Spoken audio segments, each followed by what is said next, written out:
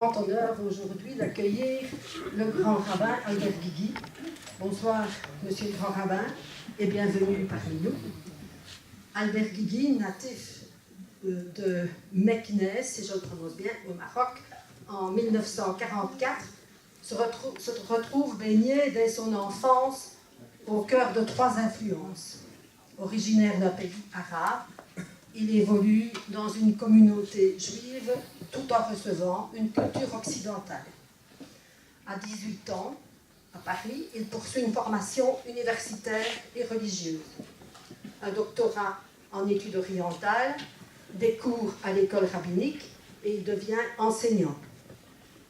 En 1980, il acquiert la fonction de grand rabbin attaché au consistoire central israélite de Belgique. Et 7 ans plus tard, il est nommé grand rabbin de Bruxelles. Il est aussi représentant à la conférence des rabbins européens auprès de l'Union européenne. Issu d'une famille juive pieuse, Albert Guigui est un homme de foi dont le vœu le plus cher est la paix dans le monde. Auteur de multiples ouvrages, il souhaite jeter des ponts entre les classes sociales et les religions. Influencé par trois cultures, il préconise la lutte contre l'ignorance, qui passe avant tout par la rencontre avec l'autre. Il a participé à une des 200 émissions de Nom de Dieu, présentées par Raymond Blatchen, c'était en avril 2002, et sa phrase provenait de la Torah, au 19e chapitre du Lévitique. Tu aimeras ton prochain comme toi-même. Et son pari, la lumière va l'emporter sur les ténèbres, la paix sur la guerre. C'est encore son combat aujourd'hui. Dans notre monde où la haine et les persécutions sont encore bien présentes, peut-être par manque de rencontres et de connaissances, alors ouvrons nos oreilles et notre cœur et imprégnons-nous de ces paroles. Il nous présente ce soir donc le judaïsme, vécu et mémoire. Bonne soirée à tous.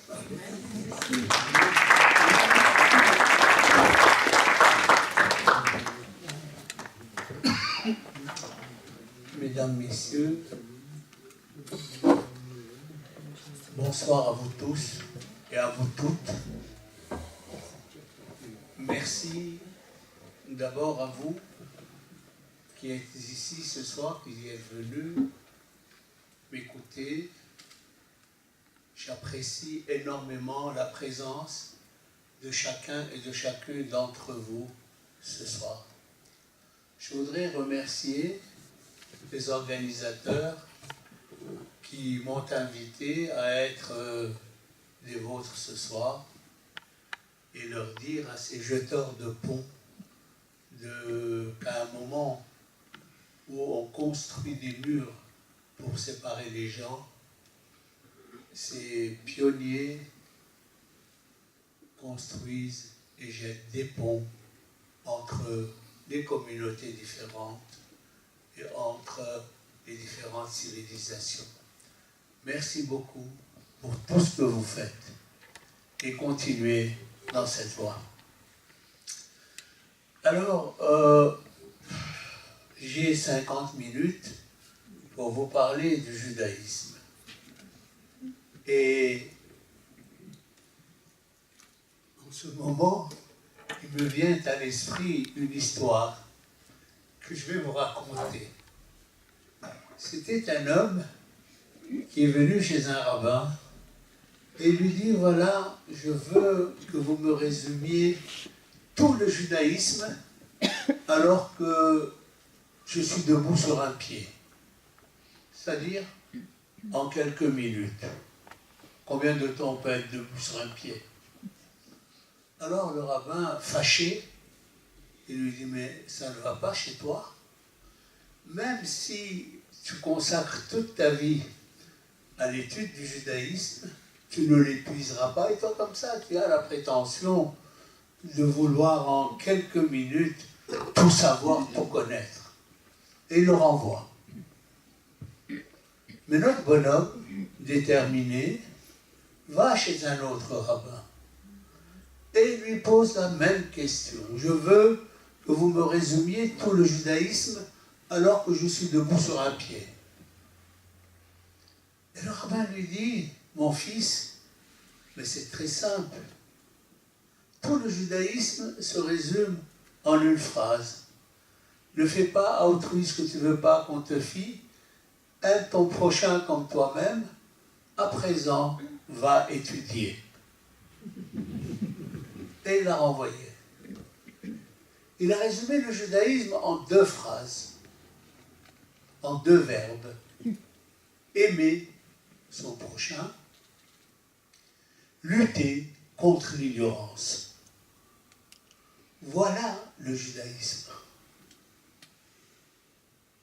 Tout ce que l'on fait tourne autour de ces 2 pivots-là qui sont aimer son prochain et son lointain, lutter contre l'ignorance et continuer constamment à étudier. Et surtout, à ne pas avoir peur de poser des questions, même si on n'a pas de réponse. Parce que, comme disait quelqu'un, la réponse, c'est le malheur de la question. Et c'est très vrai. Quand j'ai une question, je réfléchis, je continue à réfléchir. Dès que j'ai la réponse, ça y est, c'est fini. Et c'est pour ça que même quand on a une réponse, il ne faut pas s'arrêter de réfléchir. Voilà donc pour introduire le sujet de ce soir.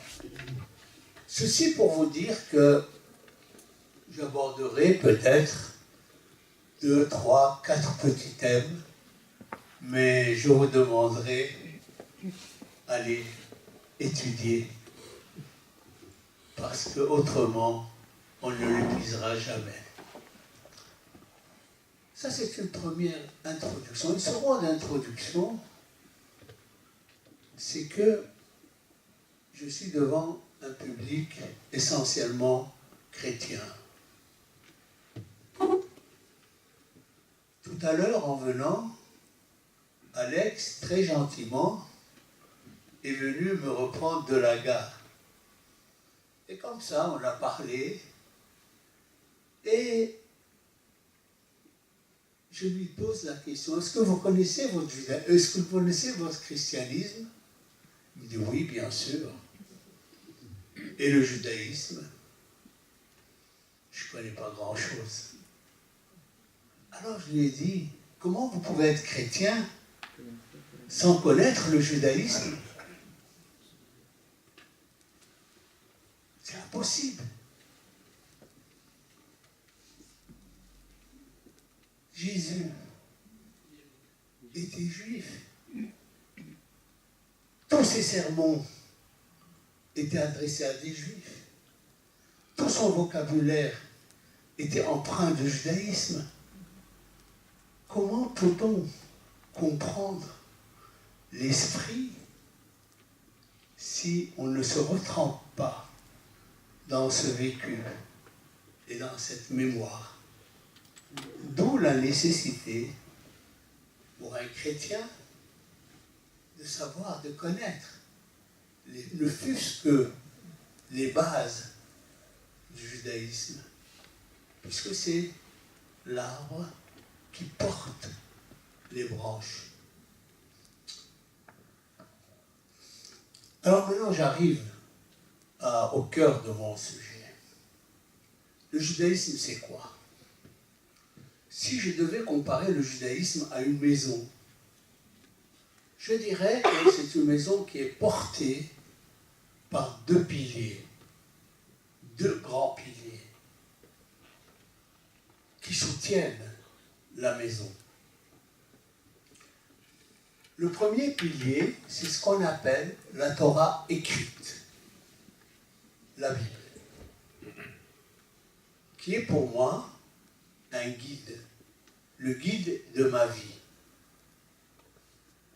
Le deuxième pilier, c'est ce qu'on appelle la Torah orale, C'est quoi la Torah orale? C'est l'interprétation du texte biblique qui a été transmise de génération en génération et qui, au IIe siècle de notre ère, de peur qu'elle ne se perde, a été transcrite. Et c'est ce qu'on appelle, vous connaissez le mot, le Talmud. Donc le judaïsme repose sur deux piliers. Un, la Torah écrite, la Bible. Deux, la Torah orale, qui est le Talmud. Et on ne peut pas lire le texte biblique sans l'éclairage de la Torah orale, du Talmud. Et je vais vous donner un exemple qui montre combien il est important de les conjuguer harmonieusement. Vous connaissez tous et toutes le fameux verset biblique qui a fait couler tellement d'encre et qui a été utilisé par grand nombre d'antisémites. La loi du talion. Œil pour œil, dent pour dent. Ce verset biblique qui a été utilisé chaque fois pour dire le peuple juif est un peuple vengeur, un peuple qui ne pardonne pas, et j'en passe.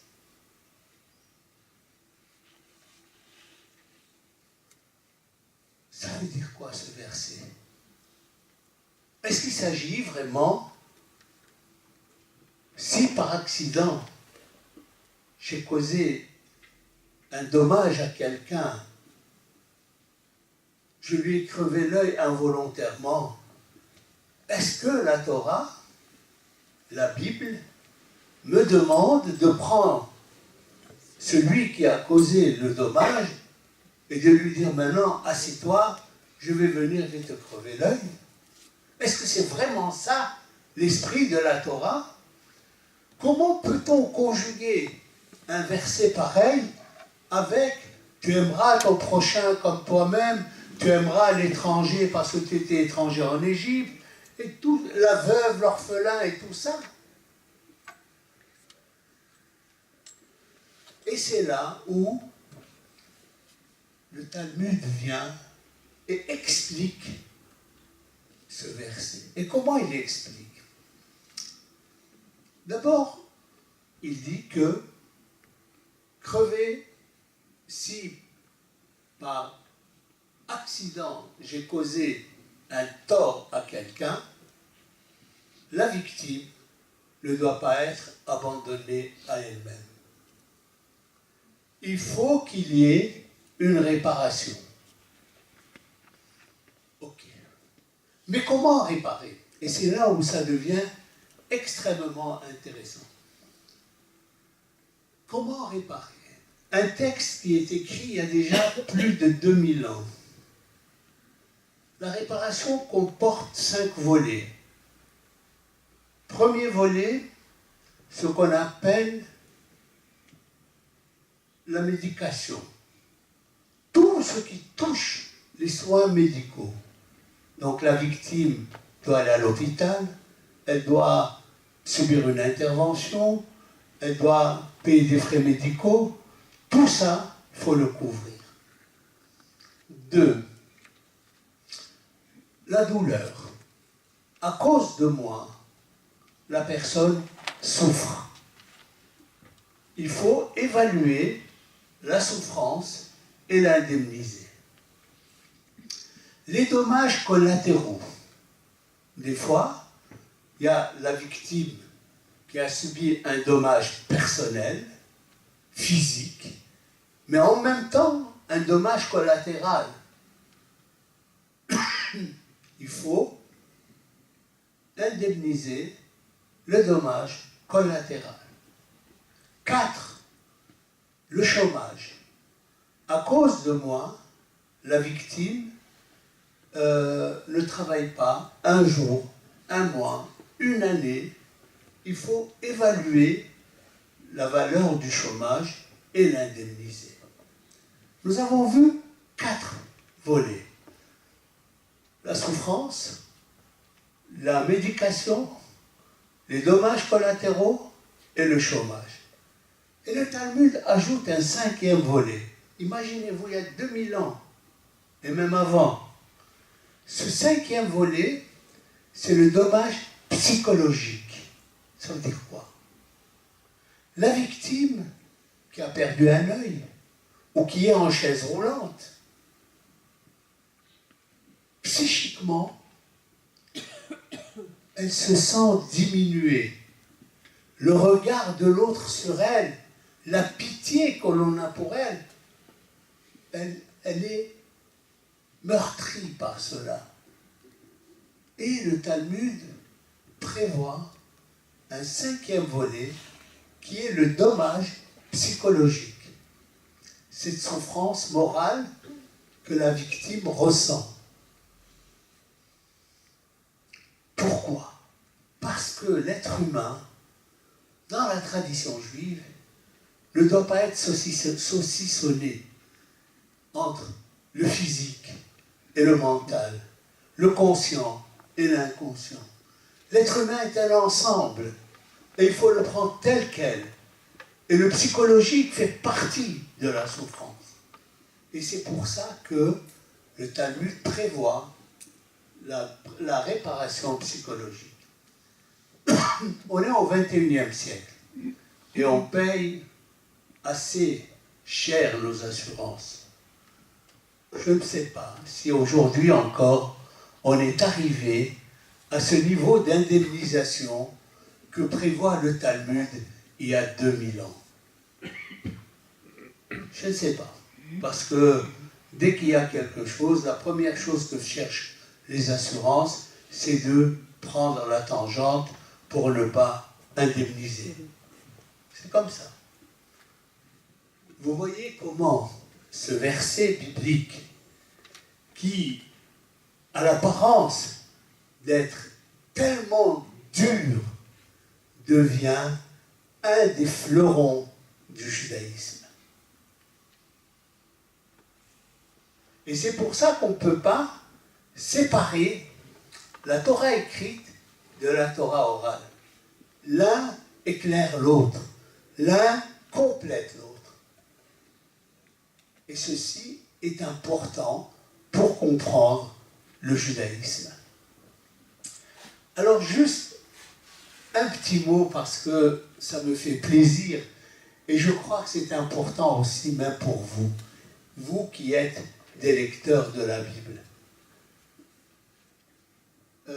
J'ai écrit un livre et il est là, il s'appelle La Bible, miroir de notre temps. Le texte biblique est un texte qui remonte à des millénaires. Et parfois, on se demande, mais comment ce texte peut-il nous parler à nous? Comment il peut nous parler, nous qui vivons au XXIe siècle, avec l'intelligence artificielle et toute cette évolution? Alors je vais prendre 2 ou 3 exemples pour vous montrer que ce texte-là, biblique, si on le frotte, vous savez ce que c'est frotter un texte? Frotter un texte veut dire essayer de l'approfondir, essayer de l'étudier de façon approfondie. On découvre des merveilles. Je vais prendre 3 exemples. Et vous allez voir, c'est lumineux. Et ça parle à tout le monde. Quelle que soit la religion et quelle que soit la non-religion. Je vais vous soumettre un petit exercice. Je vais vous lire un verset biblique que vous connaissez. Et je vous dis à l'avance que ce verset biblique porte en lui une difficulté, un problème. Alors je vous demande d'écouter attentivement et d'essayer de trouver où est le problème. Le verset se trouve dans le chapitre 4 de la Genèse, au moment où Caïn va tuer son frère Abel. Je cite le texte. Alors qu'ils étaient dans le champ, ils, c'est Caïn et Abel, Caïn dit à son frère Abel, Caïn se leva sur son frère Abel et le tua. Voilà le verset. Qu'est-ce qui ne va pas dans ce verset? Je vais le relire une deuxième fois. J'étais un enseignant. Alors qu'ils étaient dans le champ, Caïn dit à son frère Abel, Caïn se leva sur son frère Abel et le tua. Certains traducteurs, alors, d'abord, qu'est-ce qui ne va pas? Qu'est-ce qu'il lui a dit? Au point de le soulever la fureur de Caïn, au point de le tuer. Qu'est-ce qu'on a dit? Il y a des traductions qui ont essayé de colmater ce vide et d'ajouter un mot ou deux.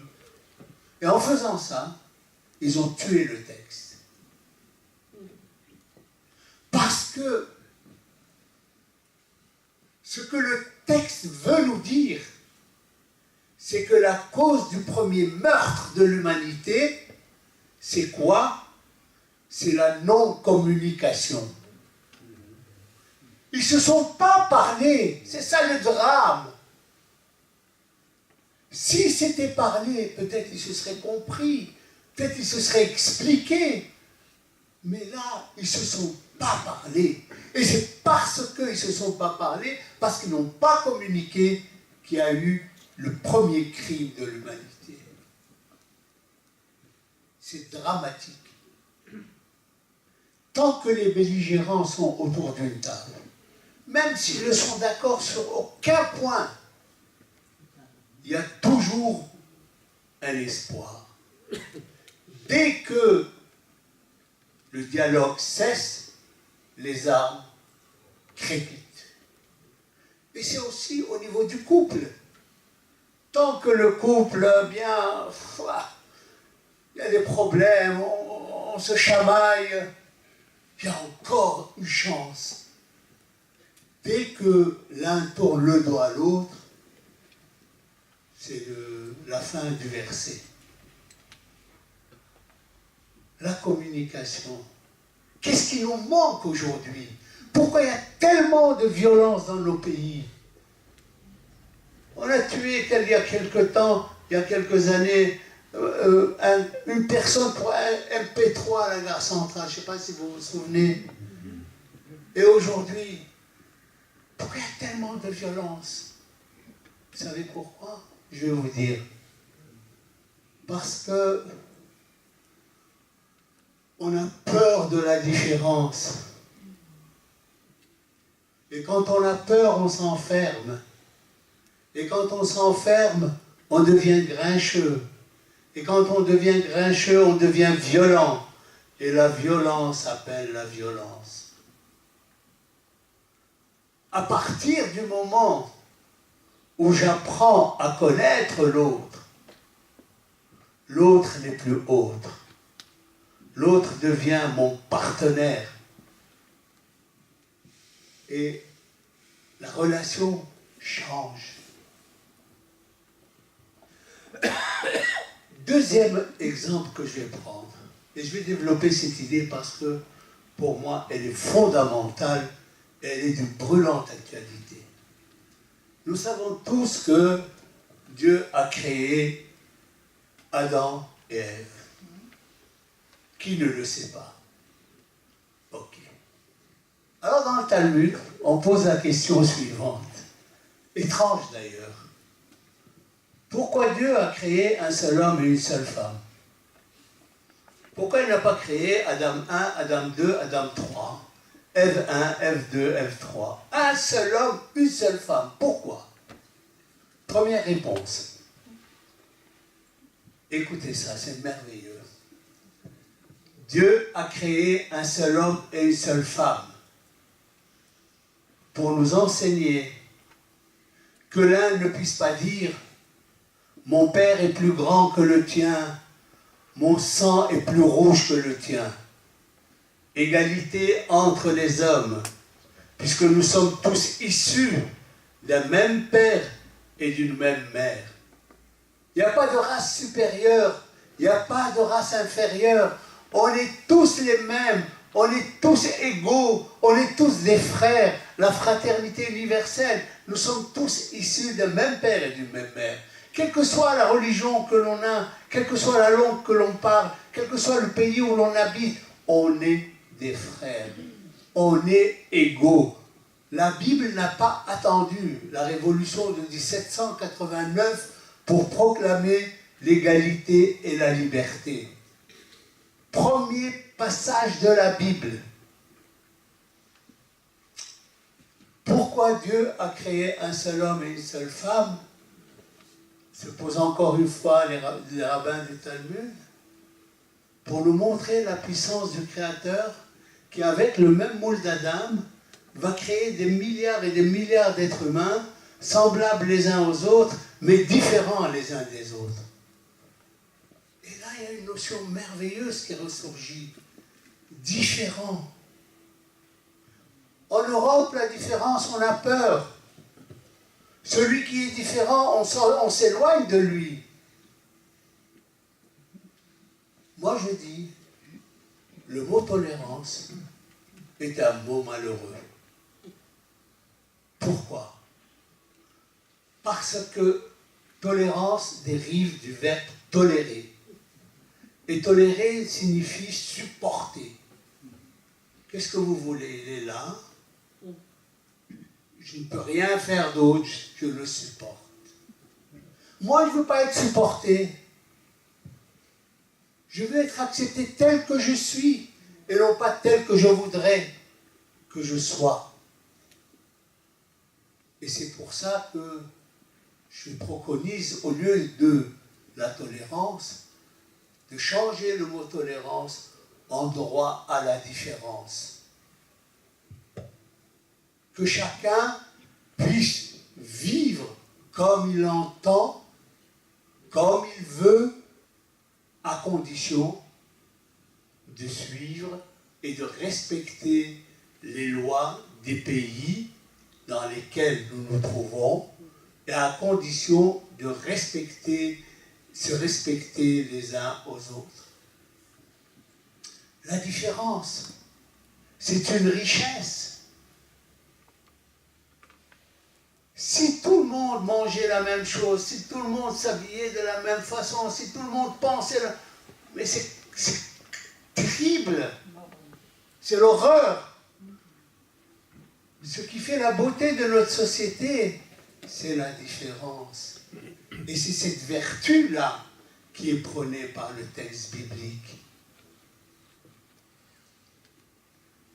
C'est voir l'autre. C'est ce qu'Emmanuel Lévinas appelle l'épiphanie de l'autre, la révélation de l'autre tel qu'il est et non pas tel que je voudrais qu'il soit.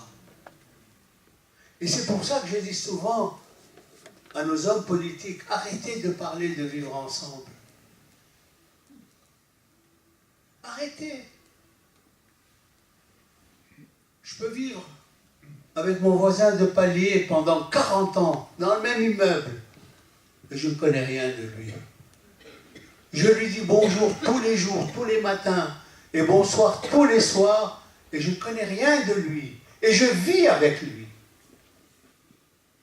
Il faut changer, vivre ensemble, en construire ensemble. Quand on relève les défis ensemble, alors l'autre se révèle à moi tel qu'il est. L'autre n'est plus un ennemi. L'autre, c'est celui qui m'aide, celui avec qui que je connais en profondeur. Et c'est ça qui est important, connaître l'autre pour l'apprécier. Pourquoi il y a la haine? Il y a la haine parce que de l'autre, je ne connais que les préjugés. Les juifs, c'est comme ça. Les arabes, c'est comme ça. Les chrétiens, c'est comme ça.